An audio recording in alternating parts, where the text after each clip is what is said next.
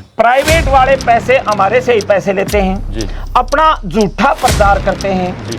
एक एडवर्टाइजमेंट के द्वारा गंजे को कंगा बेचा जा सकता है। ये गंजे को कंगा बेचने वाली बात है, वहाँ है कुछ नहीं। लेकिन कभी सरकार ने इस बात के लिए प्रचार नहीं किया कि सरकारी स्कूलों का रिजल्ट प्राइवेट से ज़्यादा। लेकिन हम लड़ेंगे, हर हालत में लड़ेंगे, किसी भी कीमत पर इन स्कूलों को बिकने नहीं देंगे।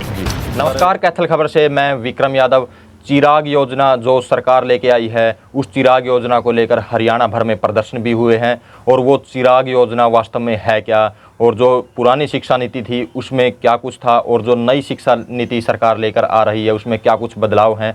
तो इन सब जानकारी के लिए आज हमारे साथ चर्चा में विशेष रूप से हरियाणा विद्यालय अध्यापक संघ के जो प्रेस सचिव हैं सतवीर गोयल जी, वो मौजूद हैं। तो आइए उनसे जान लेते हैं। सबसे पहले बातचीत कर लेते हैं चिराग को लेकर। चिराग जो योजना है, क्या कुछ चिराग योजना है? जी सर, स्वागत है सर।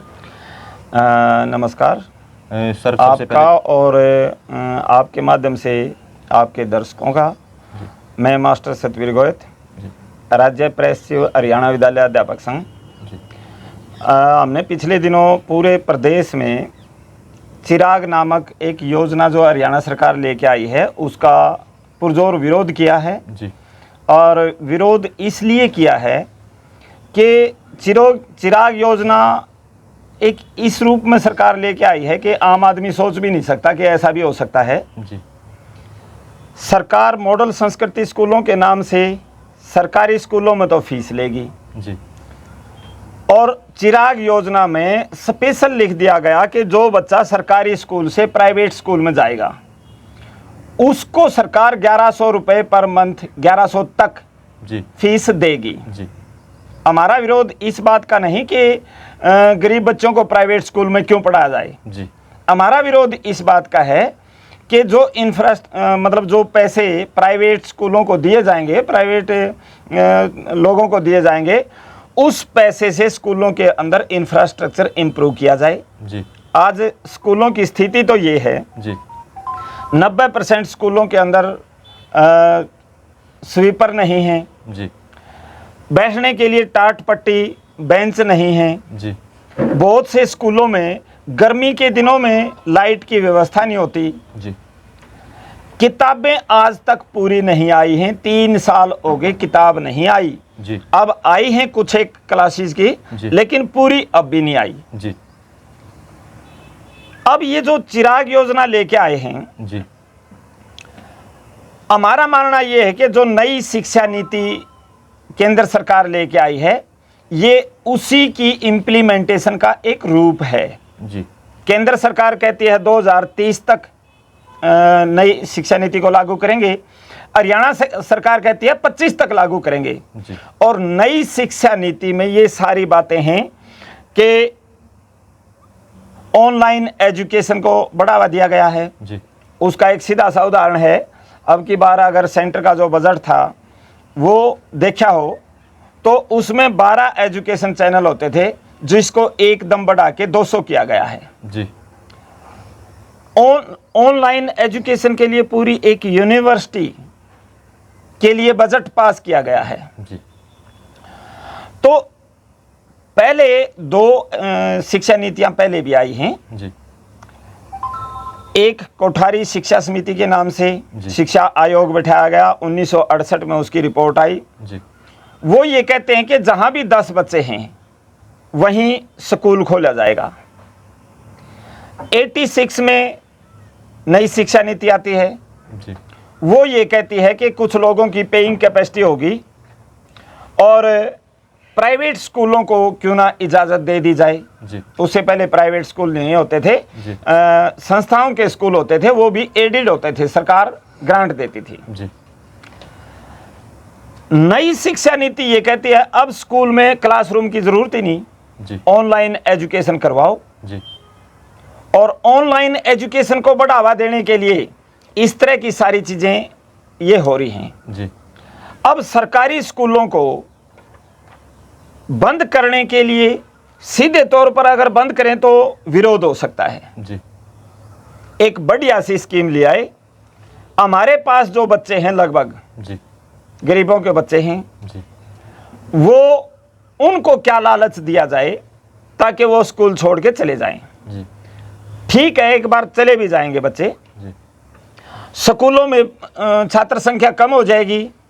तो पहली बात तो 50,000 पोस्टें आज वैकेंट हैं, जी जिस पर 2.5 लाख, हमारा कहना यह है कि 2.5 लाख बेरोजगार युवक युवतियां एच-टेट किए हुए बैठे हैं। जी। आप बता रहे हो जब स्कूलों में बच्चे ही नहीं है तो फिर वैकेंसी क्यों भरेंगे? मतलब वैकेंसी भरने की जरूरत भी नहीं, उसके लिए एक स्पेशल इंतजाम किया गया। जी बजाय रेगुलर भर्ती के जी रिटायर्ड टीचर को लगाना शुरू कर दिया। यही वो सरकार है जिसने कर्मचारी की एज 60 से 58 की, 60 से 58 की। जी अब अगर रिटायर्ड से ही काम चलाना था तो 60 साल थी एज। जी तो इनका मकसद यही है कि बच्चों को भगा दो ताकि ये वैकेंसियां भी खत्म हो जाएं, जी और जो ये लोग लगे हुए हैं जी इनमें से भी बहुत से की छुट्टी हो जाए, जी और जो बेरोजगार इंतजार कर रहे हैं रोजगार का, जी। उनका परमानेंट मतलब बंद हो जाए कि उनको रोजगार ना मिले। जी हमारा यही विरोध है। जी हम चाहते हैं युवाओं को रोजगार मिले, इन संस्थाओं में इंफ्रास्ट्रक्चर इंप्रूव किया जाए और इनमें बढ़ोतरी की जाए, जी ताकि मतलब इन संस्थाओं के अंदर ज़्यादा से ज़्यादा बच्चे शिक्षा ग्रहण कर सकें। हमारा मानना यह है कि प्राइवेटाइजेशन जन शिक्षा का मतलब जन शिक्षा नहीं दे सकती। प्राइवेटाइजेशन इस देश में कोई विकल्प नहीं है जी कि जन शिक्षा को प्रोवाइड कर सके, जी इसीलिए हम इसका विरोध कर रहे हैं। जी। सर जैसे 134A था, 134A को बदलकर ये चिराग लेकर आए।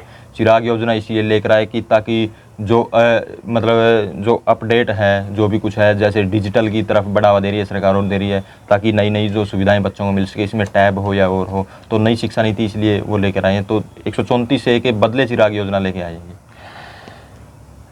असल में ये कहना तो ये है, वैसे तो हम शिक्षा मंत्री से मिले थे इस बारे में जी और हमने ये सारी बातें रखी थी जी कि आप चिराग योजना के नाम पर प्राइवेट स्कूलों में जो बच्चे जाएंगे उनको फीस देंगे, जी सरकारी स्कूलों में फीस लगा रहे हैं, जी 50,000 पद खाली पड़े हैं, जी युवा नौजवान एच-टेट किए हुए इंतजार कर रहे हैं। जी तो उन्होंने कोई ठोस आश्वासन इस बात का नहीं दिया जी कि हम इन स्कूलों की बेहतरी के लिए भी कुछ करेंगे। जी अब जब विरोध शुरू हो गया तो कल परसों एक बयान शिक्षा मंत्री का आया है कि हमने 134 के बदले ये लागू की है। जी जी जबकि कोई भी डॉक्यूमेंट, जितने भी लेटर आज तक आए जी। हैं, उनमें कहीं ये नहीं लिखा हुआ जी। कि सिर्फ 10% बच्चों को ही इन स्कूलों में लिया जाएगा। जी यहां तक कि हमने शिक्षा अधिकारियों से बात की है, जी। प्राइवेट स्कूल वाले जिनके लिए एक पोर्टल खोला गया,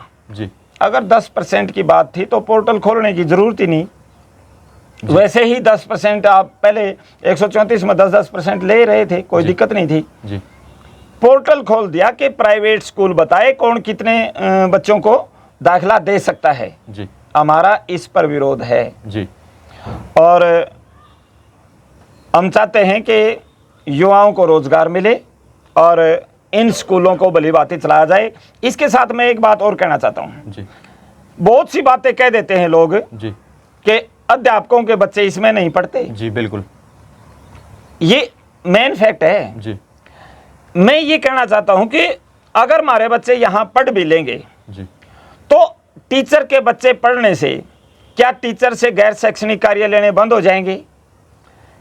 जो मैनेजर हैं, हम ये कहते हैं ट्रेजरी से पे लेने वाला, चाहे टीचर है, 4th क्लास से लेके गवर्नर तक के बच्चे सरकारी स्कूलों में पढ़ें। जी एक ही फार्मूला है, देखते हैं कैसे नहीं सरकारी स्कूल चलेंगे। जी पिछले दिनों यहाँ सेमेस्टर सिस्टम लागू था। जी हमने बॉयज स्कूल का एक सर्वे किया जी कि स्कूल कितने दिन ठीक ठाक लगा जिस दिन बच्चों ने कोई रैली ना निकाली हो, जी टीचर्स से कोई गैर शैक्षणिक कार्य ना लिया गया हो। जी 6 महीने में कुल में 83 दिन ऐसे निकले जी जिस दिन स्कूल ठीक ठाक लगा। जी अब हम ये कहते हैं कि इसी स्कूल में जी डीसी, एसडीएम और एसपी के तीनों के बच्चे दाखिल करवा दो, जी ना कोई गैर शैक्षणिक कार्य होना, जी। स्कूल इंफ्रास्ट्रक्चर भी इंप्रूव हो जाएगा। जी क्योंकि ये हो रहा है। जी चंडीगढ़ के अंदर जो स्कूल हैं जी उनमें आईएएस तक के बच्चे पढ़ते हैं, जी लाइन लग के एडमिशन होते हैं, वो भी सरकारी स्कूल हैं। जी दिल्ली के अंदर वर्ल्ड लेवल के स्कूल बना दिए, जी प्राइवेट स्कूलों से मतलब सरकारी स्कूलों की तरफ बच्चे जा रहे हैं। जी केरल स्टेट है जहां 70% लिटरेसी है। जी केरल स्टेट का अपना वाईफाई है, जी हर स्कूल के अंदर हर कमरा स्मार्ट क्लासरूम है। जी 1,79,79,000 वहाँ टीचर हैं, जी एक भी कच्चा टीचर नहीं है, जी सारे के सारे रेगुलर टीचर हैं। जी 95% बच्चे वहाँ सरकारी स्कूलों में जाते हैं। जी ये कह देना कि वे टीचर के बच्चे नहीं पढ़ते इसलिए यहाँ पढ़ाई नहीं हो रही, जी। ये तो सिर्फ अपना पिंड छुटाने वाली बात है। जी। सरकार की नियत होगी जो चीज चलेगी, सरकार की नियत होगी नहीं चलेगी। सरकार की नियत इनको बंद करने की है, लेकिन हम इनको किसी भी कीमत पर बंद नहीं होने देंगे, चाहे हमने लोगों के बीच में जाना पड़े या सड़क पर उतर के लड़ाई लड़नी पड़े, लेकिन किसी भी कीमत पर इन स्कूलों को बर्बाद नहीं होने देंगे। जी सर, एक सवाल है, जैसे अब आप चिराग को लेकर प्रदर्शन कर रहे हैं, इससे पहले भी जैसे आप बोलते हैं कि जो सरकारी टीचर हैं उनसे गैर शैक्षणिक कार्य वो लिए जा रहे हैं, फिर आपने कभी ये मांग रखी है कि जो सरकारी जो कर्मचारी है उनके सभी के बच्चे जो 4th क्लास से लेकर जो टीचर है या जो भी है उनके सरकारी स्कूलों में पढ़े, ये मांग क्यों नहीं ऐड की? ये एक बार नहीं अनेकों बार हमारे सर्व कर्मचारी संघ के उसमें है ये तो, कि जिनके जो लोग ट्रेजरी से पे लेते हैं, और तो छोड़ो, जो ट्रेजरी से पे लेते हैं उनके सरकारी स्कूलों में करवा दो, यहाँ लाइन लग के एडमिशन होंगे जी। मतलब कितना ही बड़े से बड़ा चौधरी हो जी, उसके बच्चे को एडमिशन लाइन लग के मिलेगा जी। फिर ये मांग क्यों नहीं उठाते जी? आप उठा रहे हैं, उठा नहीं, हमने तो कोर्ट में भी केस किया था एक बार, अलग अलग स्टेटों में होते हैं, इसका लखनऊ बेंच का जी डिसीजन आया है ये कि सरकारी स्कूलों मतलब ट्रेजरी से पे लेने वाले कर्मचारियों के बच्चे सरकारी स्कूलों में हों। एक और बात मैं बताना चाहता हूं इसी से जुड़ी हुई, पिछले दिनों हरियाणा सरकार ने स्कूलों की जो जमीन है जी, वो एसएमसी से रेजुलेशन डलवा के अपने नाम करवा ली, जबकि स्कूल की मलकियत गांव की होती है, पंचायत की होती है जी। हम उसी समय समझ गए थे कि सरकार कुछ बड़ा करने वाली है जी, क्योंकि ये आप क्रोनोलॉजी को इनको समझो जी। जमीन पहले अपने नाम करवाई गई जी, उसके बाद खासकर मॉडल संस्कृति स्कूल के नाम पर जी, मॉडल संस्कृति स्कूल के नाम पर फीस लगा दी गई जी, फिर बोर्ड चेंज कर दिया, हरियाणा बोर्ड से सीबीएसई बोर्ड कर दिया जी। अब तीसरा स्टेप क्या है कि इनके फट्टे बदले जाएंगे। पहले बदलने की योजना है इनकी मॉडल संस्कृति स्कूलों की जी। तब तक इनका इंतजाम कर लेंगे जी, बाद में इनका इलाज हो जाए जी। लेकिन हम लड़ेंगे, हर हालत में लड़ेंगे, किसी भी कीमत पर इन स्कूलों को बिकने नहीं देंगे जी। सर, जब सरकारी स्कूलों में टीचर एस्टेट क्वालिफाइड हैं, वेल क्वालिफाइड टीचर हैं, तो उसके बावजूद भी रिजल्ट क्यों नहीं आ पाते? अगर प्राइवेट स्कूलों की बात करें, प्राइवेट स्कूलों में जो रिजल्ट हैं 100% रिजल्ट आते हैं। हर कोई चाहता है कि मेरा बच्चा प्राइवेट स्कूल में पढ़े, तो वो इसलिए चाहता है कि ताकि रिजल्ट प्राइवेट स्कूलों के बढ़िया आते हैं, सरकारी स्कूलों के रिजल्ट नहीं आ पाते वेल क्वालिफाइड स्टाफ होने के बाद। पहली बात तो मैं ये बता दूं कि प्राइवेट स्कूलों के रिजल्ट 100% नहीं आते, हर बार टॉप आते हैं सर, टॉप दिखाने को टॉप आते हैं। एक माहौल बना दिया गया हमारे खिलाफ, एक जानबूझ के सरकार के द्वारा प्रचारित एक माहौल बना दिया गया कि सरकारी स्कूलों में पढ़ाई नहीं होती, जबकि हमने पीछे आरटीआई से बोर्ड से रिजल्ट मांगा जी। 2 साल कोरोना के छोड़ के जी। इनसे पहले लगातार 10 साल से +2 का रिजल्ट सरकारी स्कूलों का प्राइवेट स्कूलों से ज्यादा है। आप आरटीआई आज मंगवा के देख लें जी। लेकिन कभी सरकार ने इस बात के लिए प्रचार नहीं किया जी कि सरकारी स्कूलों का रिजल्ट प्राइवेट से ज्यादा। प्राइवेट वाले पैसे हमारे से ही पैसे लेते हैं जी, अपना झूठा प्रचार करते हैं जी।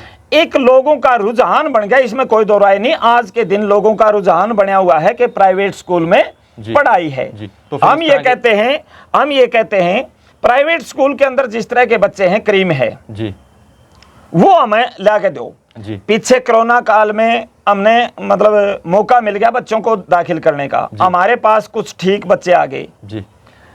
मेरे स्कूल का रिजल्ट 92% है, 94% लड़की के सरकारी स्कूल में है, जबकि वो हमारे पास 2 साल ही पढ़ी। हम ये कहते हैं कि अगर वो 5 साल हमारे पास पढ़ जाती जी, उस लड़की के रिजल्ट उस लड़की का 98% लेके आते। जी टीचर में कमी नहीं है, जो नई करीम आई हुई है एचटेट पास 2-2 3-3।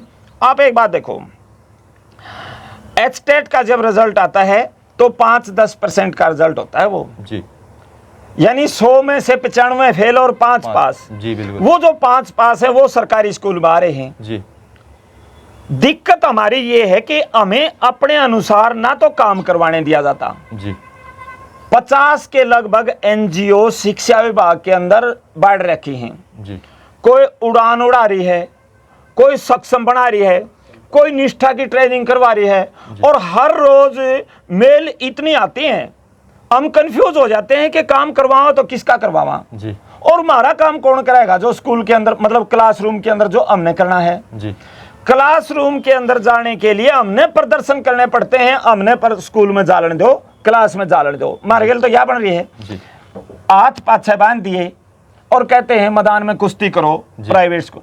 उसके बावजूद कुश्ती कर रहे हैं जी। हमारे हाथ पीछे बंध रहे हैं। जी जी उसके बावजूद कुश्ती कर रहे हैं और रिजल्ट हमारे प्राइवेट स्कूलों से कम नहीं है। जी अब भी हमारे बराबर के रिजल्ट हैं। जी। जब इस तरह के रिजल्ट आते हैं तो उनको दिखाते क्यों नहीं, आप बताते क्यों नहीं? हम तो दिखाते हैं, कमी कहाँ है जी? वो उस तरह का प्रचार, उतना प्रचार हम नहीं कर पाते, इसमें कोई दो राय नहीं। जी आज के दिन जो दिखता है वही बिकता है। जी बिल्कुल। और ये एक ऐसी थ्योरी है जी कि मतलब ये मैनेजमेंट का फंडा है। जी एडवर्टाइजमेंट के द्वारा गंजे को कंगा बेचा जा सकता है। ये गंजे को कंगा बेचने वाली बात है। जी वहां है कुछ नहीं। जी पीछे उसकी पुलिस की भर्ती हुई थी कंपटीशन से। जी जितने बच्चे सरकारी स्कूलों के कामयाब थे, हमने बकायदा सर्वे करे, जी जितने बच्चे सरकारी स्कूलों के उसमें कामयाब थे, प्राइवेट स्कूल के नहीं थे। वहां रट्टाफिकेशन है। जी दो चलो वो क्या है क्या नहीं है वो ज्यादा मैं नहीं कह सकता, जी क्योंकि मैंने तो वो भी करवा ही रहे हैं, जी चाहे वो रटा रहे हैं या कुछ करवा रहे हैं। जी। लेकिन रट्टाफिकेशन से पढ़ाई नहीं होती। जी। पढ़ाई समझ के साथ होती जी। है और समझ के साथ वेल क्वालिफाइड टीचर ही बेहतर पढ़ाई करवा सकता है। हाँ, कुछ लोगों को यूं जरूर होगा हमारे बच्चे भी प्राइवेट स्कूल में पढ़ेंगे जी और लोग जाएं भी गए, जी हम रोक भी नहीं सकते। जी जी इन स्कूलों के ताले लागेंगे, जी कुछ लोग ताड़ी भी बजाएंगे, जी। लेकिन जो लोग ताड़ी बजाएंगे उन लोगों के बच्चे एचटेट और बीएड करे बैठे हैं, जी वो नौकरी कहाँ देंगे? जी वो नौकरी प्राइवेट स्कूल में ही लगेगी, फिर सरकारी स्कूल में नहीं। ये जो हम लड़ाई लड़ रहे हैं, ये समाज की ज्यादा हमारी कम, हमारी जिम्मेवारी बन जाती है कि हम सीधे तौर पे इन स्कूलों में बैठे हैं। इसलिए हमें ज्यादा नजदीक से पता है कि सरकार करना क्या चाहती है, आम आदमी को नहीं पता। लेकिन आम आदमी के बीच में जाके उनको समझाएंगे कि आज बेरोजगारी का आलम यह है कि जिस बच्चे को जो बीए कर लेता है, बीएड कर लेता है, कोई रास्ता जब नहीं दिखाई देता, कोई पीटी कर लेता है, कोई आईलेट कर लेता है, किले बेच बेच के बाहर जाने लग रहे हैं, ब्रेन ड्रेन होने लग रहा है, ये कोई विकास मॉडल नहीं होते जी। एक और बात मैं आपके माध्यम से कहना चाहता हूं जी। कुछ लोग एक बात में मोक देते हैं, उसमें हमारी नासमझी हो सकती है। जी राजनेता एक नारा देते हैं, भाई देश में बेरोजगारी बहुत ज्यादा है, रोजगार किस किस को दें। जी बेरोजगारी अब हिसाब नहीं होता ना, बेरोजगारी नहीं, जनसंख्या ज्यादा है, जनसंख्या, रोजगार किस किस को दें। जी जनसंख्या कभी अब हिसाब नहीं होता। जनसंख्या तो एक एसेट है, आपके इतने करोड़ों हाथ हैं कमाने के लिए। जी अगर राजनेता सही तरीके से पॉलिसी बना के उनसे काम लें तो चीन ने वो करके दिखा दिया, एसेट के तौर पर जनसंख्या का प्रयोग किया, ना कि बोझ के तौर पर। और आज रिजल्ट ये है, हमारे यहाँ 50% से ज्यादा माल चीन का डंपिंग है, चीन की डंपिंग है। जी मतलब टेक्नोलॉजी इतनी है, स्कूल से लेके कॉलेज तक। जी हमारे यहाँ नई शिक्षा नीति में टेक्नोलॉजी लेके आए हैं, वीआर मतलब वोकेशनल एजुकेशन, उसका और जिक्र मैं थोड़ा कर दूं। जी ये कहते हैं कि बच्चे के हाथ में हुनर होना चाहिए, स्किल डेवलपमेंट। स्किल डेवलपमेंट जी 6ठी क्लास से 8वीं क्लास तक जी स्किल डेवलपमेंट की क्लास लगेंगी। लेकिन टीचर कौन होंगे? गांव के अंदर कोई बढ़ई है, नाई है, धोबी है, मतलब लोहार है, कुम्हार है, बर्तन बनाने वाला, चाय बनाने वाला है, पकोड़े बनाने वाला है, पेंचर लगाने वाला है, उनसे हेडमास्टर बुला के क्लास लगवाएगा जी। वो स्किल डेवलपमेंट करेंगे जी। और 8वीं के बाद ताकि बच्चे स्किल्ड निकलें और वह अपने अपनी दिहाड़ी लाग जाए, कारण यह स्किल डेवलपमेंट हो रही है देश के अंदर। जी। तो सर आप साफ तौर पर कह रहे हो कि सरकारी स्कूलों में जो सुविधाएं नहीं हैं और पर्याप्त संसाधन नहीं है, तो क्या कुछ मेन आप संसाधनों की बात करते हैं? अगर सरकारी स्कूलों में क्या कुछ होने चाहिए जिससे जो रिजल्ट है वो 100% सरकारी स्कूलों का आए और कहीं ना कहीं जो अभिभावक हैं या जो शहरवासी हैं, जो लोग हैं, उनका रुझान है सरकारी स्कूलों की ओर बढ़े? सबसे पहली बात तो गैर शैक्षणिक कार्यों को बंद करवा दिया जाए जी। टीचर को क्लास में जाने दिया जाए जी। इंफ्रास्ट्रक्चर के बारे में कम से कम स्वीपर तो होना ही चाहिए जी। 90% स्कूलों में, प्राइमरी स्कूलों में स्वीपर नहीं है। जी। स्वीपर हो, पानी की व्यवस्था हो, लाइट की व्यवस्था हो, उठने बैठने की व्यवस्था हो, कोई बेंच वगैरह हो जाए। जी। 20,000 करोड़ रुपए का बजट है अब की बार शिक्षा का, जी। और जिसमें 4th क्लास से लेके हेडमास्टर, प्रिंसिपल और हमारा जो डायरेक्टरेट वगैरह है, सारे मिला के जी। अगर उनकी पे कैलकुलेट करें, जी। 8-8.5 हजार रुपए साल के बनते हैं पे के। जी। 12,000 करोड़ रुपए लुटवाए जाते हैं कंपनियों के द्वारा। हम ये कहते हैं उस 12,000 करोड़ से स्कूलों का इंफ्रास्ट्रक्चर सुधारा जाए, जी। फिर देखते हैं कैसे नहीं पढ़ाई होगी। जी। तो नियत और नीति, जी। इनकी जरूरत है। सरकार जिस चीज को चाहेगी वो बढ़ेगी, जिस चीज को चाहेगी वो खत्म हो जाएगी। BSNL इंडिया का कनेक्टिंग था, गर्व करता था इंडिया, और उसका ईसा भट्ठा बिठाया है, आज वो मरणासन पर है। जी। तो हमारा अंत में कहना यही है, सरकार से निवेदन भी है ये जी।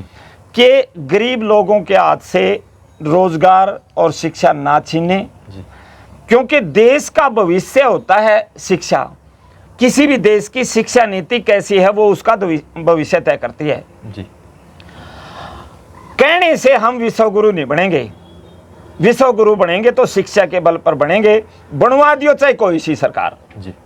तो ये थे विशेष चर्चा में हमारे साथ हरियाणा विद्यालय अध्यापक संघ के राज्य प्रेस सचिव सतवीर गोयल जी, जिनसे हमने चिराग परियोजना से लेकर जो शिक्षा नीति है, किस तरह से जो शिक्षा नीति बदली है, किस तरह से क्या कुछ सरकारी स्कूलों में इंफ्रास्ट्रक्चर होना चाहिए, क्या कुछ सुविधाएं होनी चाहिए ताकि जो रिजल्ट है 100% आ सके। तो इस वीडियो को ज़्यादा से ज़्यादा शेयर करें, लाइक करें, कमेंट करें ताकि ज़्यादा से ज़्यादा लोगों तक यह मैसेज पहुँच सके।